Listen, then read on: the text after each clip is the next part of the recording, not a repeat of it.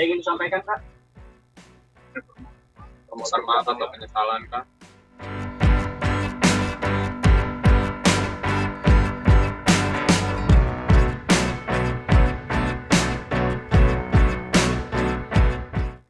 Udah lama kan anak-anak lain.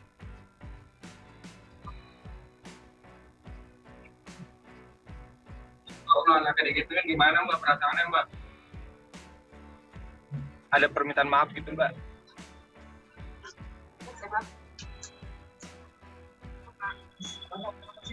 Penganiayaan. Apa yang membuat saudara kesal? Tega. Kak? Ada yang ingin disampaikan, Kak? Permohonan maaf atau penyesalan, Kak?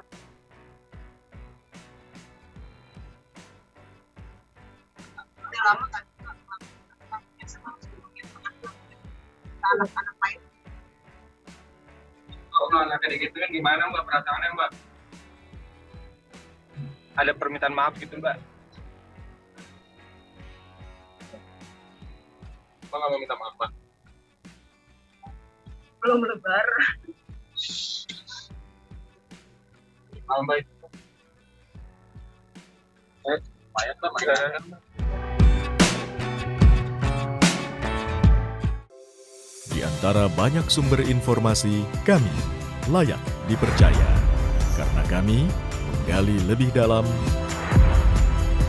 berpihak pada kebenaran, berpegang pada data dan fakta, agar layak Anda jadikan referensi.